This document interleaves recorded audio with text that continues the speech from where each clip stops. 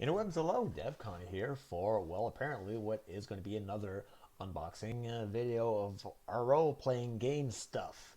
That is too, in really not that big a time span. It's just that I've been getting stuff that I helped crowdfund, for the past couple of weeks. So I've decided to do another one since I got another box that I've been waiting for quite some time delivered yesterday. It's still in the box. I haven't touched it. Um, Mostly because this is going to be a weird one because normally when I do these things, I have a very, very, very good idea of what's in the box. But this time, it's been so long that I practically forgot. Not forgot the crowdfund because I've been wanting it for quite some time, but I forgot what was actually all going to be inside the box. Like I have a good idea of what it is, of what is inside, but like the stretch goals unlocked and stuff like that, I don't even remember the entirety of what I'm going to be getting. So that's going to be an interesting one. I'm talking here about the Deadlands uh, crowdfund that Pinnacle Entertainment Group has made early, I think it was early last year. So I've been waiting for this for about a year now, and it's been delivered yesterday. Uh, as with the crowdfund stuff by Torg Eternity, it's made by the same fulfillment company that is Studio 2. So that means that inside this quite big box, I'm probably going to be facing packing peanut hell. So I'll be cleaning that up for the apartment. But thing is, I'm probably going to get like the box, but as I said, stretch goals. There's probably stuff outside of the main crate in there, which is why I didn't open it. I want this to be a pure unboxing, both for the video and for my sake. So let's dig in. Let's see what's inside. And I'm guessing a crap ton of packing peanuts. And apparently I'm wrong because for once they use bubble wrap. So that's going to make things a lot easier. Um, I'm actually going to be unboxing this on my Doomtown Reloaded game mat, which is appropriate because Doomtown is Deadlands, with the Weird West being placed there for reference sake. So, right for starters, we've got outside of the box, we've got the Weird West Companion, which was additional rules for the games, like new hedges for Arrowed, which are the undead of Deadlands, new arcane backgrounds like voodooist witches, and a whole passel of relics to put your posse through the paces. I forgot about the relics. Extra option for the players, including advice for marshalling and interesting use of the apostrophe there. Marshalling your game. Overview of the big plot point campaigns that made the Weird West what it is today. I ran through one of the original plot point campaigns, which was the Devil's Tower trilogy. That one I ran my party through, and currently my game is sort of on hiatus, and we stopped right after the elections in both the United States and the Confederacy, and my players are sort of like unraveling the mysteries of what happened in Confederacy in Deadlands. Keep in mind, the new edition of Deadlands has a bit of a reboot. The Civil War ended differently in the new edition of Deadlands. That is to say, it ended. Because in the previous editions of Deadlands, the Civil War did not stop, and you had both United States and Confederacy. They sort of did a reboot, but with everything still canon. I'm still trying to wrap my head around how I can reconcile that with my game. That there's time travel involved with Deadlands always. So do I have my players remember the previous events. Do I have them roll new characters? I don't know. So I'm still struggling to that. So this is something I'm gonna have to think of when COVID is finally behind us and I can start playing again. But that is going to be a start. Now this is something that I forgot that I was getting, and it is a tray of holding from Norse Foundry. Uh, in Tor Eternity, you had this little mouse pad thingy that you could fold to become a dice tray. This one is an actual dice tray.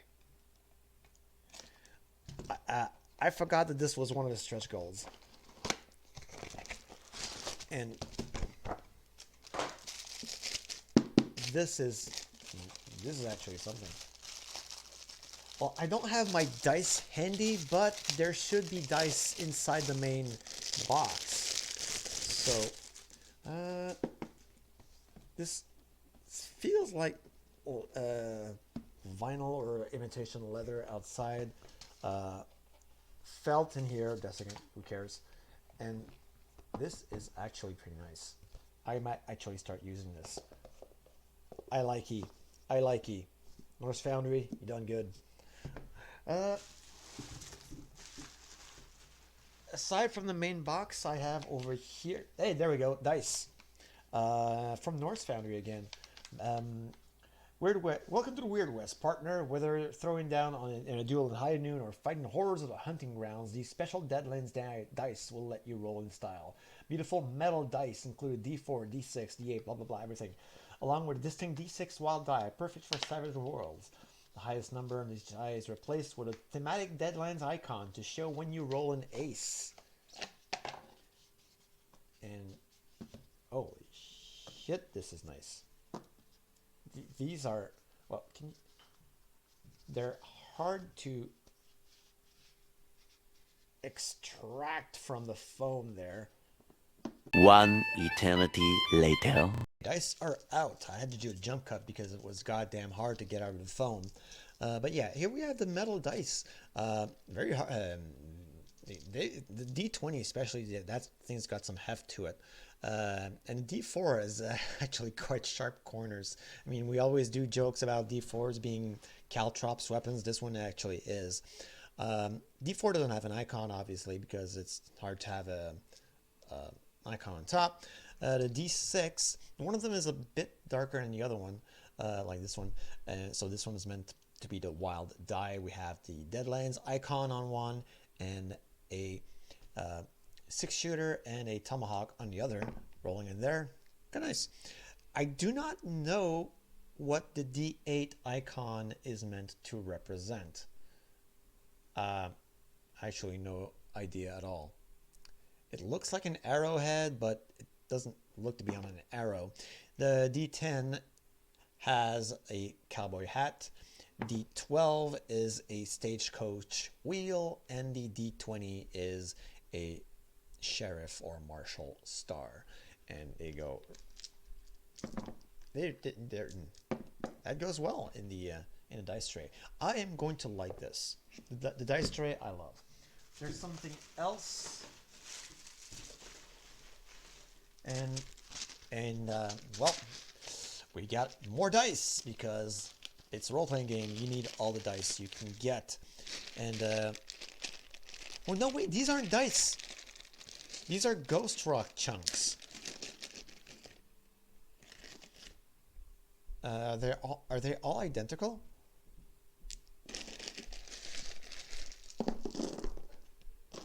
I don't know if they're all identical or not, but well, Savage World uses a Benny system, which you can use a Benny to reroll a die, to give yourself bonuses to trigger abilities. Deadlands has this super fuel called Ghost Rock. It's like coal, but with actual spirits inside that burns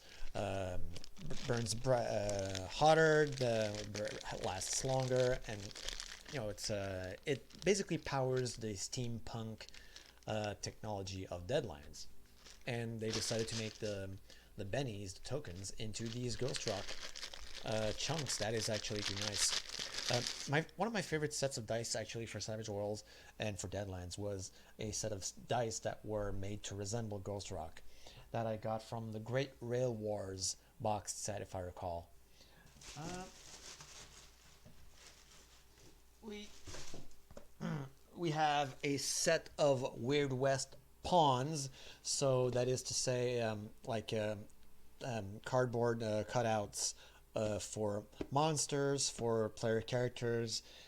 Great if you're using a battle map, which it's Savage Worlds, you should. Premier blah blah blah. Pawn contains more than 80 unique characters and critters, and more than 200 miniatures in total, complete with cardstock stands. So that was another of the stretch goals. This is something else that I forgot that we would be getting. So far what I forgot was the metal dice, the dice tray, the ghost rock, and this. So and we actually have a checklist of the pawns inside, and a checklist and a reference sheet. And I did see a Mojave Rattler in over there. I loved springing these on my characters. What else can we see? Well, it got, of course, your cows and horses. That is a maze dragon. Looks too big to be a prairie tick. I believe that is a skeeter. Believe that is a no, it's not a horse eater. I know this one's on the tip of my tongue. Got a Wendigo. Can't remember this one. The Glom loves springing those on my posse. A good old fashioned El Diablo, the Angan Judge, one of my favorite monsters in Deadlands, and parcel of and the Tumblebleed, which is something that my characters did not expect that when I sprung that on them. Got a werewolf, an automaton, and a slew of player character or random Joe tokens. So always good stuff to have. Up next is Horror at Headstone Hill. I believe this is an adventure. While the wind hisses through the frosty saberbrush, knife-sharp clouds cross a blazing white moon. In the quaking aspens that fringe the foothills, the shivering clatter draws the traveler to its siren song. Danger is everywhere and in plain view. Welcome to Wyoming territory, amigo. It's a place of wonder and beauty, but it ain't for the faint of heart. Horror at Headstone Hill is a sandbox campaign setting, fully detailing the small section of the Weird West. As the heroes unravel the main campaign storyline, they find themselves drawn into all manners of exciting adventures in and around Uinta County, Wyoming. It includes a handy booklet for players, a 128-page Marshall's book, a double-sided map, detailed player handouts, creature card, pawns, and a unique wild die. I wasn't going to open this until I saw the thing about the wild die. This is something else that I forgot.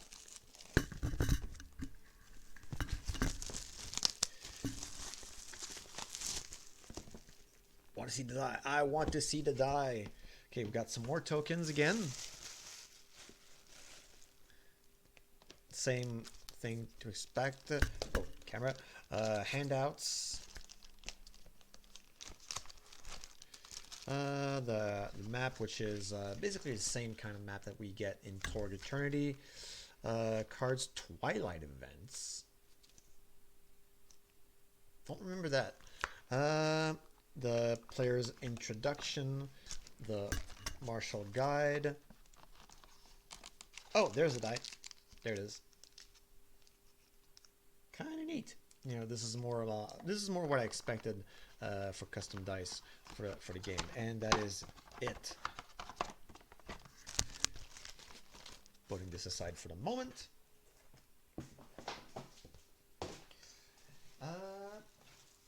Down there we have pre-gens, basically like you need to throw a quick game. Don't have time to roll characters. Well, there you go. Got some pre-gens. So we got the Cowgirl. We got the Native Scout. I got one of those in my group. The Metal Mage. I love this in Classics Deadlands, and I'm really glad that they brought it back. The bounty hunter, the saloon gal, Sawbones, the shaman, U.S. Marshal, vaquero, voodooist, the witch, and the muckraker. And this is something else that I have in my group right now. The muckraker, the journalist, he's actually the only one of the remaining original, still living player characters in this group in the game that I got running. And aside from that, we still have one more thing, which I remember this one. This is going to be the Marshal badge, the Sheriff's Star. I thought that it would be in the main box. And holy crap, is that a big one. That is a big metal star that you get to pin. That is actually my second one. In fact, I think I should have my original one. And, yep, I still have my original one. It's quite worn out, but I like, and I'm gonna have to clean this out because damn, it's grimy as hell. But this one is very nice and much bigger than I anticipated. This is neat. Love this, love this, love this. And the only thing left in the box is the box itself. Not as, thick, quote unquote, as the Torg Eternity boxes, but it's still going to be full of stuff.